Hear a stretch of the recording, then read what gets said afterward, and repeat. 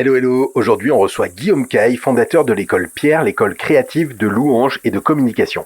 Mais surtout, il est papa depuis qu'il a 19 ans et aujourd'hui il a 6 enfants. Avec lui, on va se livrer à un petit jeu, combien tu mets à ton père pour t'avoir aidé à devenir papa à ton tour. Bon épisode. Hey papa! Et vous êtes qui? Amaru et Vince le mariachi. Ça fait toujours plaisir à entendre.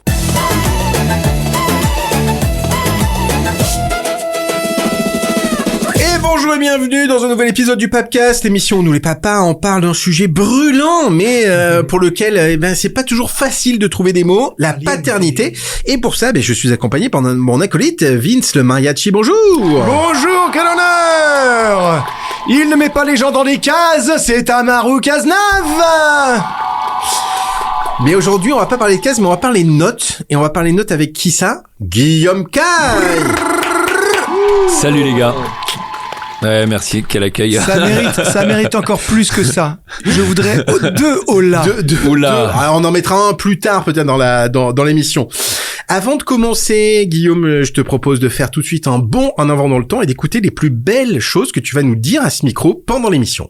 Je pense que le décès de ma maman a été le moment où je suis vraiment devenu adulte. Alors ça fait un peu bizarre de dire ça parce qu'à 30 ans on est censé être un peu déjà adulte, mais moi mon adolescence s'était passée tellement rapidement, puis c'était mélangé avec la paternité. Moi j'avais l'impression d'être devenu papa alors que j'étais pas encore fini de former, quoi. J'avais 18 ans, etc. J'avais l'impression de découvrir mon père comme je l'avais jamais découvert, de me redécouvrir, de me trouver face à un vide, comment il les comblait. J'attendais des trucs peut-être de lui qu'il m'a pas donné, qu'il aurait dû ou pas, j'en sais rien. Quand t'es dans la colère, en fait, tu casses beaucoup de choses autour de toi parce que t'as l'impression que ta colère est plus légitime que n'importe quoi d'autre. Et je pense que, tu vois, là tu me demandais la note que je mets à mon père, hein, je pense que si elle est à 8 et qu'elle est pas à 6, c'est aussi parce que la manière dont il a réagi quand je suis arrivé avec cette espèce de nouvelle affolante m'a permis aussi de me construire en tant qu'homme et m'a bien édifié. Si mon fils qui a 17 ans là arrive dans un an en me disant papa, ma copine que je connais depuis 6 mois est enceinte, comment je réagirais, je sais pas. Alors, Guillaume, c'était vraiment magnifique ce que tu nous as dit. Est-ce que tu as un mot pour qualifier tout ce qu'on vient d'entendre? Écoute, moi je me sens surtout un peu petit par rapport à tout ça parce que j'ai mis pas mal de notes pendant cet épisode et je m'en suis pas mis à moi, mais j'ai vraiment dans le cœur de me dire que qu'est-ce que c'est difficile aussi d'être un papa parce que en fait t'es en permanence évalué et même quand tes enfants ont 35 ans ils continuent à te mettre des notes et des scores. Moi ce que je retiens de tout ça, c'est que j'ai eu beaucoup de chance d'avoir le père que j'ai et que j'espère que mes enfants diront pareil plus tard. Et justement, tes enfants, on va aussi en parler, mais peut-être qu'avant ça, nos auditeurs, ils te connaissent pas toujours très bien, et donc on a un petit rituel. Tu as un texte à trous devant toi et je te propose de nous le lire. Alors bonjour à tous messieurs dames, je m'appelle Guillaume et j'ai 36 ans, je gagne ma vie en faisant de la communication, des vidéos, parfois des podcasts. Je suis aussi connu pour le passage sur TF1 de nos aventures familiales avec mon épouse Marie-Caroline dans une émission qui s'appelle Famille nombreuse, la vie en XXL, et notamment chez moi où je suis papa de 6 enfants de 17 à 4 ans.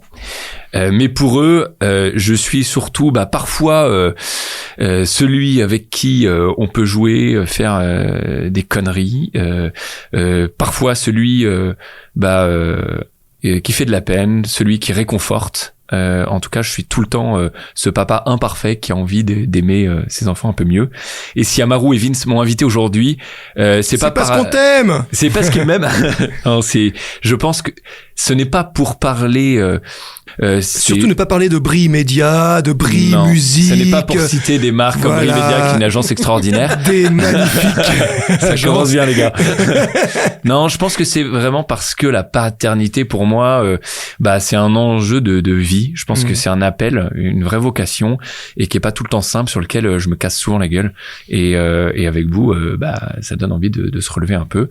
Donc voilà. Si mon père écoute cet épisode, j'espère qu'il dira, en tout cas j'espère qu'il se dira pas qu'est-ce que t'as encore foutu, et j'espère qu'il dira bon Guillaume, c'est très bien, c'est très très bien, bravo.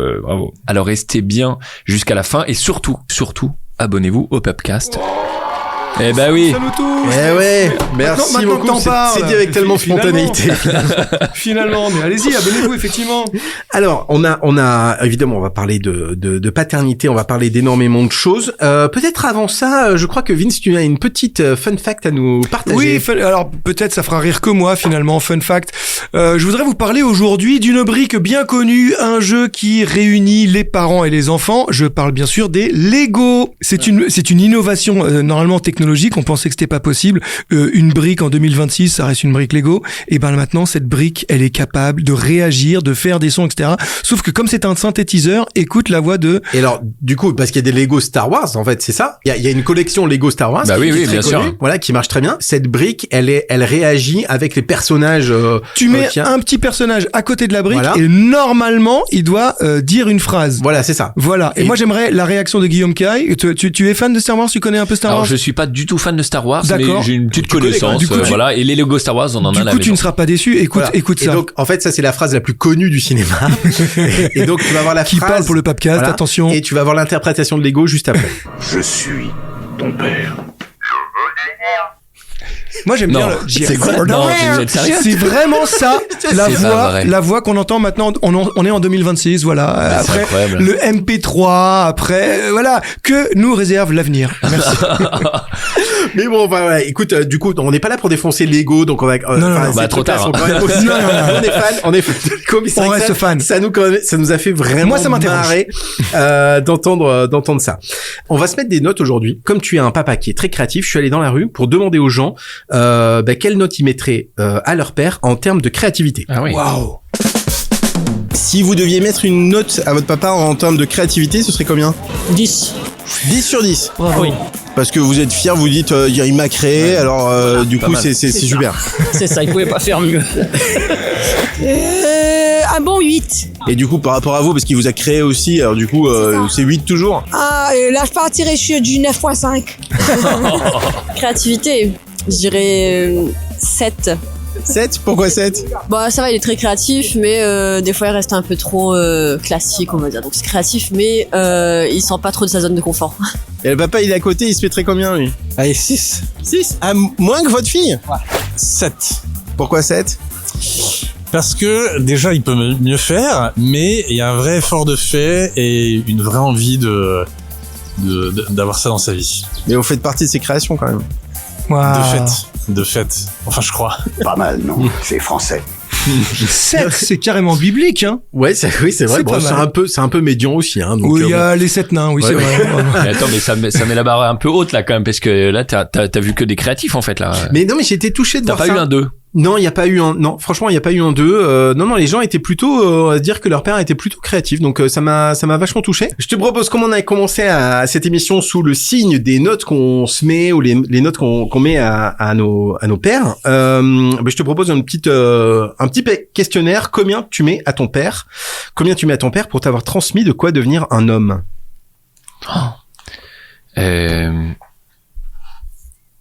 Écoute, moi je vais lui mettre une bonne note là-dessus parce que je pense que j'ai pas mal de ressources sur lesquelles j'arrive à m'appuyer aujourd'hui qui m'ont été transmises par lui. Après c'est tellement difficile de mettre ça dans une note, mais tu vois, peut-être que je peux mettre 8. 8? Ouais. Pourquoi 8. tu mets pas 10 du coup? Bah parce que je pense que dans une relation père-fils, il y a toujours des fragilités, des failles, tu vois. Et je trouve que quand tu deviens papa, tu te rends compte d'autant plus que le tien en avait, quoi. Et moi, j'ai l'impression que je me suis rendu compte des failles de mon père le jour où j'ai été exposé aux miennes vis-à-vis de mes enfants. Et donc tu dirais qu'effectivement, au fur et à mesure où on avance dans la vie, où on devient soi-même papa, etc. Enfin, la note remonte. Peut-être que tu aurais pas mis cette note-là il y a quelques années. Ouais. Tu vois, j'ai eu l'impression que je me faisais la réflexion en venant ici. Je me disais, mais c'est fou parce que quand on est enfant, on a l'impression que nos parents, alors c'est un dû, ce qui nous est donné de nos parents, c'est un dû. Et donc on est dans l'évaluation permanente. Mon père il est chiant, ma mère elle est chiante, ou mon père est sympa, maman est sympa, il m'autorise, je peux pas, ils sont sympas, ils sont pas sympas. Et puis en grandissant, je trouve que tout ça, tu prends un peu de recul, et je trouve que le jour où t'as des enfants, mais le jour où t'as des enfants surtout qui grandissent, c'est-à-dire qui te mettent vraiment à l'épreuve, tu te vois un peu, tu relis ton enfance, les réactions de tes parents, et moi il y a des trucs sur lesquels j'ai été, je trouve, très dur avec mes parents, et avec mon jugement, et quand je me vois moi, je me sens très humble, très petit, quoi, tu vois. T'as un donc, exemple précis, une anecdote je pense que mon père a eu une patience avec nous sur plein de choses, tu vois. On a bricolé avec lui, on a fait des trucs qui demandaient quand même de la patience que j'arrive pas à avoir avec les enfants, tu vois. Moi, j'adore faire plein de trucs avec eux. J'ai du mal à éprouver le temps long, tu vois, accompagner mes enfants dans les devoirs, tu vois. C'est un truc que je n'arrive pas à faire, quoi. Tu vois, c'est vraiment moi un point noir, quoi. Et parce que toi, t'es quand même une histoire aussi particulière. T'es devenu papa très jeune, donc ça veut dire aussi que ton père, il est devenu grand-père assez jeune, en fait. Oui.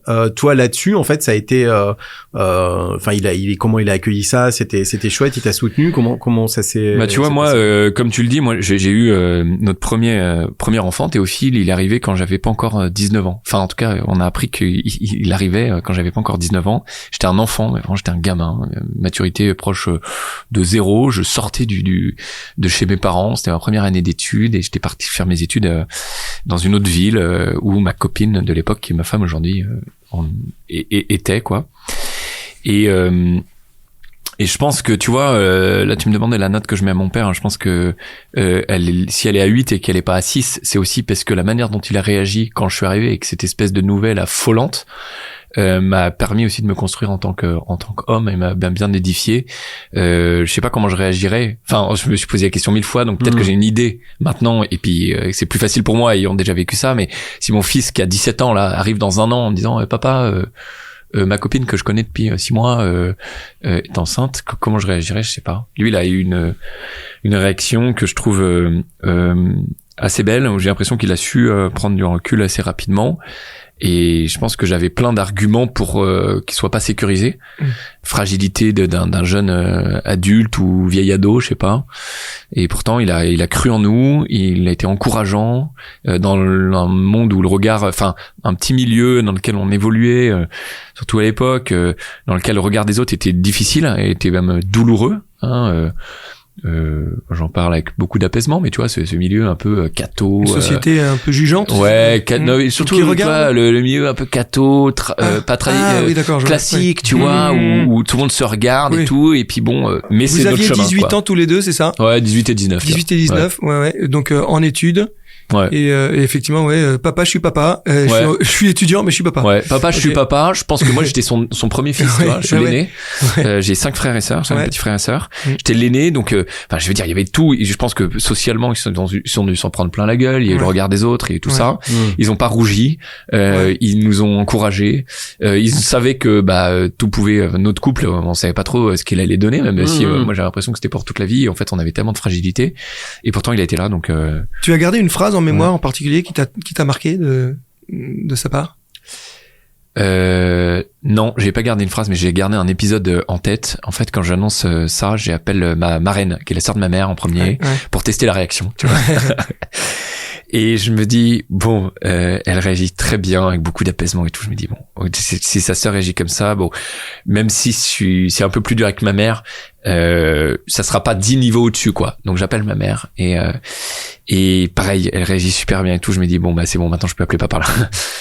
Voilà. Et ma mère a la délicatesse d'en parler à mon père, et quand j'ai mon père au téléphone, il a eu tout de suite des paroles que je ne ferais pas redire, mais des paroles qui ont été apaisantes, qui ont été belles, bonnes, réfléchies, etc. Et pas du tout sur l'émotion, et je sais que pour lui ça a été dur sur le moment, et je sais que ça lui a sûrement demandé, je pense, du sang-froid, de se mobiliser, de se recentrer sur des choses essentielles.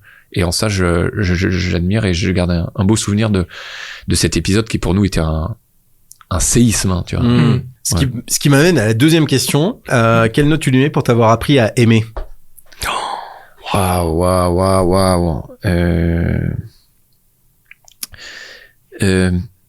Je lui mettrais aussi une bonne note. Alors, je peux lui mettre des mauvaises notes, hein, mais là-dessus. Non, mais attends, t'as le droit de lui mettre des bonnes notes. Hein. Nous, on avait la foi dans notre famille, la foi était au cœur, et qui recentre toujours la relation sur cette transcendance à Dieu, qui est un peu comme ça c'est présent dans la famille. Donc, moi, je pense que je lui mets peut-être encore une meilleure note là-dessus. Et j'ajoute un truc. On en parlait en préparant, en déjeunant ensemble tout à l'heure, mais mon père a pas été élevé par son grand-père. Et j'ai toujours senti beaucoup d'amour de mon père vis-à-vis de son père, alors que enfant, quand j'ai appris que mon grand-père l'avait pas élevé, bah en fait tu peux imaginer une rancune légitime et tout. Alors vous connaissez Ouais, on connaît ça. Ça bien, ouais. Voilà. Mais du coup, j'ai toujours beaucoup admiré cet amour de mon père envers son propre père. Envers son cette propre père, expérience malgré tout. du pardon, surtout, parce que puisque tu parles de foi, je pense, lui, il avait la foi depuis son enfance, ton papa. Je crois. Ouais. Donc en tout Je cas, crois que c'est vraiment quelque chose qu'il a fait. Donc du coup, il a vraiment éprouvé, il a senti, il a pu pardonner. Ouais. Ouais, déjà, c'est formidable. Et ben justement, quelle note tu lui mettrais pour t'avoir appris à demander pardon?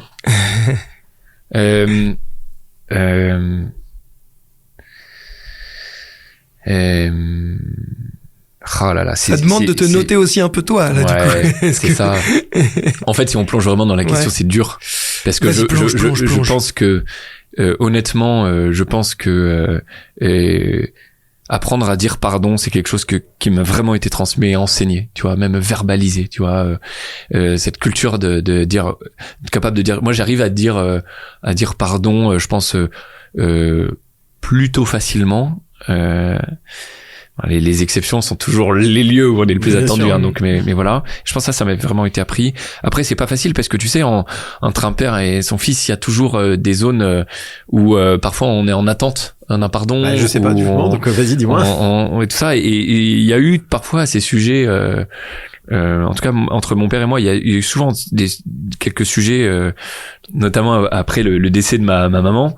Il y a eu des blessures, je pense mutuelles, dans lesquelles certains pardons ont été donnés, d'autres très attendus. Ouais. On n'avait pas eu le même regard, donc c'est difficile mettre une note sur le pardon. Je trouve ça trop indélicat de ma part ou trop, tu vois. Non, mais attends, mais on est là pour ces prétextes à justement parler de tout ça. Ouais. Pourquoi juste donc effectivement tu as perdu ta maman est décédée, tu avais quel âge? Quand elle est décédée, j'avais 30 ans, je venais d'avoir 30 ans. OK.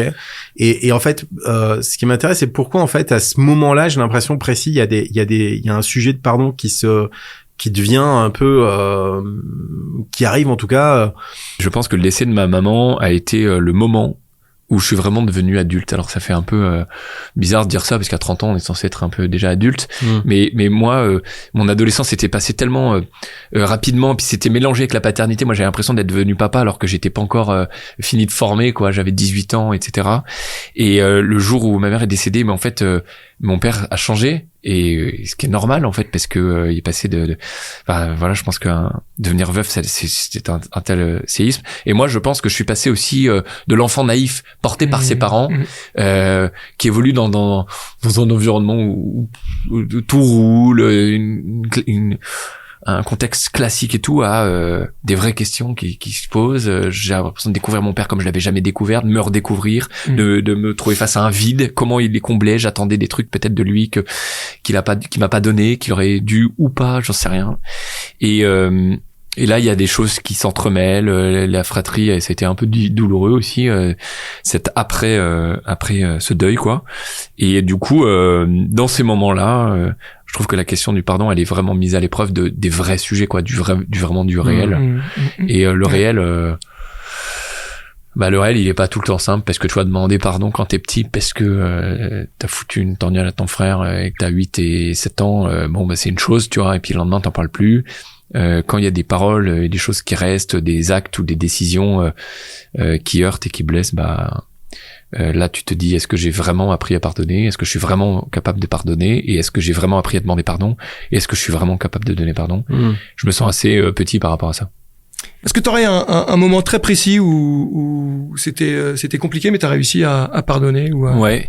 En fait, toujours dans ce contexte du décès de ma maman, il y a eu une situation après qui était très difficile pour moi, et je préfère pas rentrer trop dans le détail aussi par respect aussi pour ma famille, bien etc. sûr, tu vois. Mais bref, il y a eu des choses qui m'ont mis. J'ai surtout tombé dans un état de. Le deuil s'est mélangé avec un état de colère qui m'a rongé, de révolte, de révolte et de colère qui m'a vraiment rongé très très profondément pendant plusieurs années, quoi. Et qui je pense m'abîmait, me détruisait. J'avais l'impression de vivre une injustice, d'être colère envers qui en fait? Envers mon père. Ah, envers ton père. envers mon père. Ah, tu lui en voulais à lui de la mort de ta maman? Non, pas vraiment de la mort de ma maman. En fait, il s'est remarié très rapidement après. Ok. Ah, c'était de ça que tu lui voulais. Voilà, Okay. il s'est remarié très rapidement après et d'ailleurs Oui, c'est une blessure qui est compliquée, oui. C'était très douloureux et s'il écoute ce podcast, papa, j'en parle avec apaisement parce que on a une grande joie aussi de vivre aujourd'hui avec lui, avec Anne-Françoise, son épouse, etc. Donc c'était vraiment quelque chose qui était surtout d'abord lié à moi et ça l'ai compris des années après. Mais je suis sorti de cette colère et de cette chose qui m'a beaucoup abîmé, qui m'a arrangé, qui a fait des dégâts dans ma fratrie avec mes frères et sœurs, parce que quand t'es dans la colère, en fait, ou l'incompréhension, ça, tu casses beaucoup de choses autour de toi, parce que t'as l'impression que ta colère est plus légitime que n'importe quoi d'autre. Ouais, sûr. Ouais, je vois très bien ce que tu dis. Tu vois. Et en fait, un autre petit événement de notre vie qui est assez fondateur pour notre vie avec Marika, ma femme, lors de la naissance de notre 6e enfant, Marika est tombée dans le coma, a fait 2 arrêts cardiaques et a failli perdre la vie en donnant naissance à notre dernier enfant. Et en fait, bon, moi j'étais un peu dans une situation difficile avec mon père. Bon, bah là, il y avait la vie, la mort, quoi. Donc en fait, il y a une urgence. Une urgence, quoi. Donc en fait, tu te poses plus ces questions. Moi, j'ai senti que dans tout ce qu'on a vécu, qui a été extrêmement spirituel, moi j'ai vécu un espèce d'itinéraire spirituel pendant ces 5 jours avec ma femme où on pensait qu'elle partirait. Elle était dans le coma pendant pas mal de temps. Enfin 5 jours, qui pour moi était énorme. Bien sûr. Et ce jour-là, j'ai reçu, je pense, une grâce. Je pense qu'on peut le dire sur le podcast. Hein, bien sûr. Mais je pense que j'ai vraiment reçu une grâce qui m'a fait conscientiser, qui m'avait dit, mais en fait, ton point de vue, ta colère, te ronge, abîme les autres.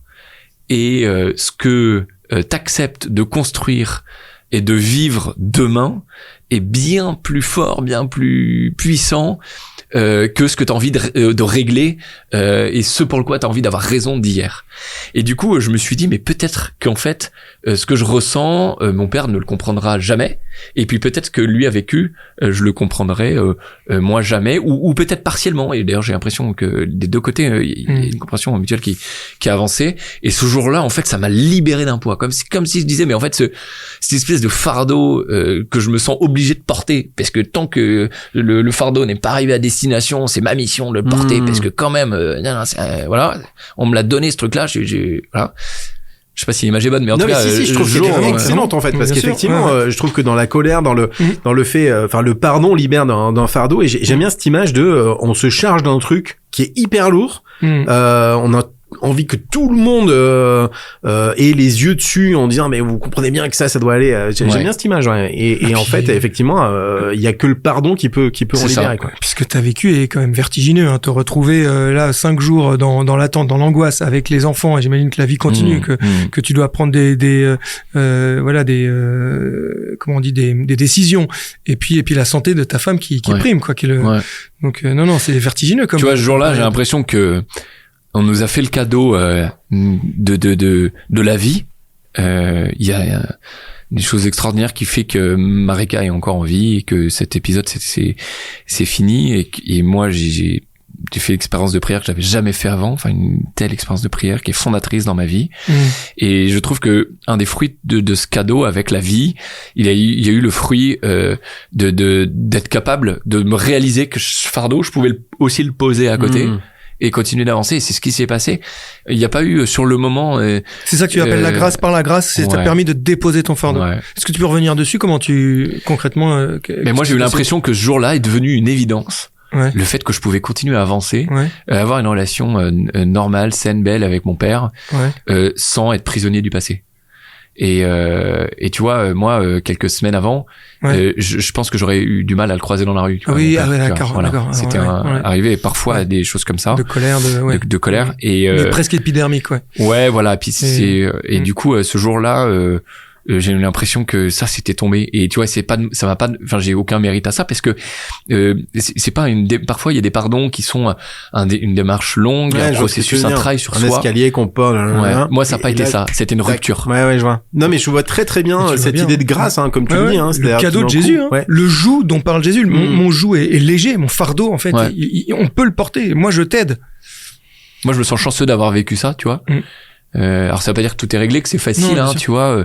Bah, parfois, il y a des choses qui reviennent, etc. Tu vois, évidemment, mais en tout cas, punaise, c'est un cadeau dont j'ai bénéficié. Tu vois, c'est pas, j'ai pas choisi ça, j'ai vraiment reçu ça, quoi. Quand on parle de pardon, je trouve que ça évoque aussi évidemment des blessures, des failles. Quelle note tu mettrais à ton père pour t'avoir montré ses propres failles? Après, je vais mettre des notes à moi ou pas, parce que là, Écoute, On va tous, à la fin, on va donner des notes à Marou. je vois, disons que je vois le temps qui passe. Je m'étais dit, on va faire le père, après on fera la partie fils, et je pense qu'on n'aura pas le temps de la faire. Attends, on fait cet épisode en 3 parties, le père, le fils et le Saint-Esprit. non, je crois que mon père il a toujours une facilité à se dire, enfin toujours, je sais pas, peut-être que en vieillissant un peu moins, j'en sais rien. Mais en tout cas, je pense que il a su petit en tout cas nous dire, je mettrais peut-être je mettrais 6,5, tu vois. Donc pas non plus, c'est un peu plus que la moyenne, quoi. Non, je pense qu'il aime bien, c'est pas facile, il aime bien avoir raison, il a des idées, attends. ouais, j'en ai aussi, tu vois. Ouais. Mais C'est quand bien, même Xavier, des efforts, mais on a tendance à se relâcher en fin de trimestre. non, mais je crois que c'est comme un exemple que j'ai reçu, tu vois, d'être capable de dire, bon, bah là, j'ai merdé, pardon. Moi, j'ai des souvenirs vraiment en tête de mon père qui nous dit, pardon, là, voilà. Ça, c'est un truc parfois, il y a des familles dans lesquelles on n'entend pas le mot pardon. Moi, je l'ai entendu, je l'ai accueilli petit. Quelle note tu lui mettrais pour t'avoir dit, je suis fier de toi? Je mettrais 9. Ouais, il me l'a souvent dit, 9 et demi, là. Ouais, il me l'a souvent dit, ouais. C'est un truc que t'as recherché beaucoup, toi, tu sens, ou... Ouais, je pense. Ouais. Comme beaucoup, en fait, j'ai l'impression que ça, c'est un peu ouais, je pense qu'on est tous ça revient toujours. Je pense qu'on est tous un peu différents et que, tu vois, connaissant un peu plus avec les années, moi, je me rends compte que, le regard, qu'on porte enfin surtout, tu vois, moi j'ai un tempérament assez créatif, etc. Donc je trouve que j'aimerais te dire que je me fous du regard des autres, c'est pas vrai du tout, tu vois. Et je crois que le regard d'un père, ça a une place assez particulière. Je le vois aussi chez mes enfants. Hein. Donc ouais, tu le vois par rapport à tes enfants, c'est-à-dire ils viennent le chercher eux. Ouais. Ouais. Et tu leur donnes, du coup, toi, j'essaye. Tu ouais. Tu vois, c'est toujours dur, de savoir. Ouais. Moi, je me pose des questions, tu vois, aussi, parce que je trouve que, pareil, je sais pas ce que vous en pensez, vous, papa, mais, on va parler des dessins d'enfants, c'est ça? Non, mais, alors, les dessins, non, mais ce que je veux dire, c'est que c'est un bon exemple. Je trouve que c'est beaucoup plus facile en tant que père, d'exprimer de la fierté, etc. Moi, je m'extasie tout le temps, moi. Ouais, voilà. Moi, je suis un big fan. Mais plus les enfants sont jeunes, plus c'est facile. Ah oui. Et je trouve que, moi, j'ai des enfants qui rentrent dans l'adolescence. Ils grandissent, là, ouais. Et quand t'as C'était 17 bien ans, quand t'avais 4 ans, mais là, tu vois, quand t'as 17 ans, c'est moins mignon, quoi, tu vois.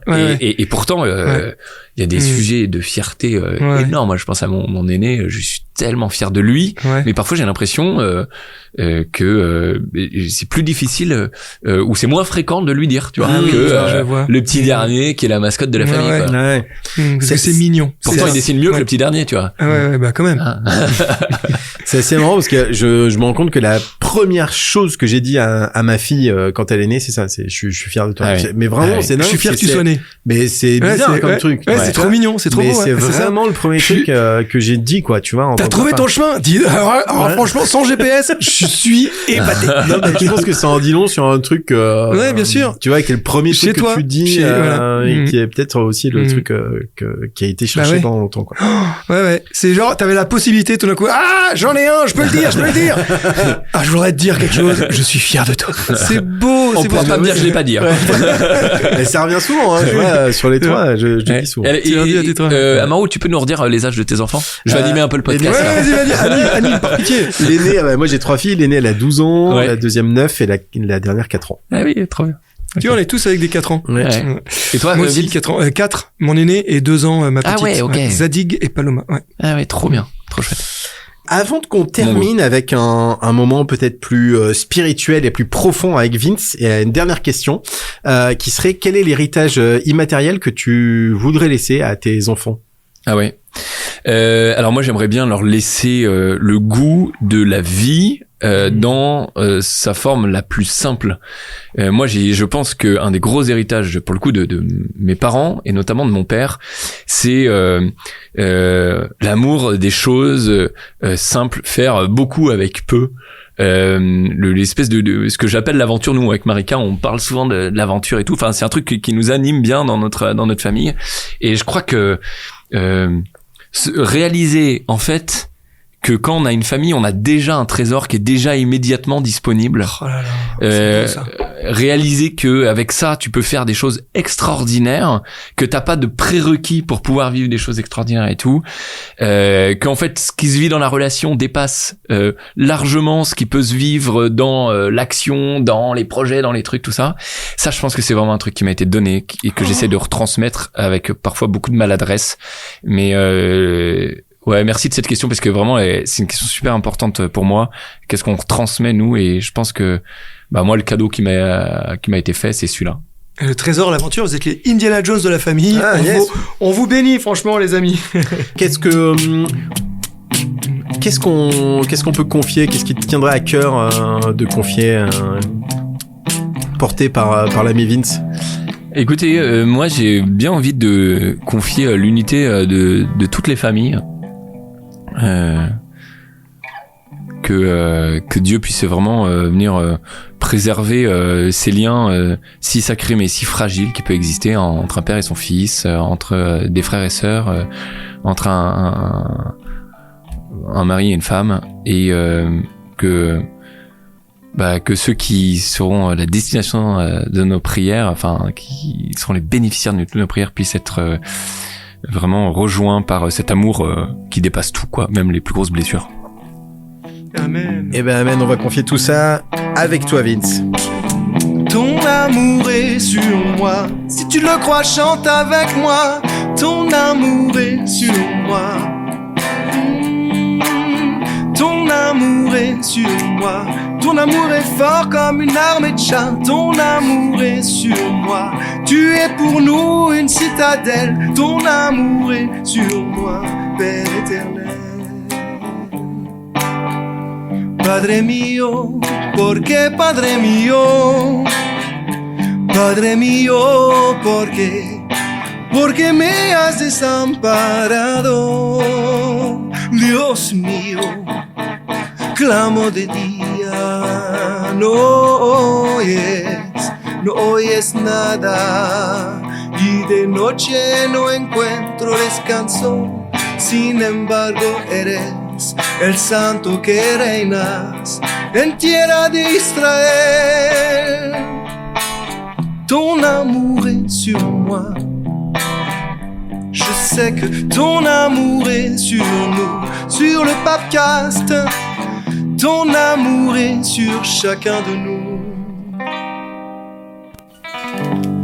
Merci les amis. Merci à vous. Amen. Merci Vince. À très vite pour un nouvel épisode du Papcast. Et d'ici là, portez-vous bien. J'espère que ce témoignage va vous faire progresser. Absolument.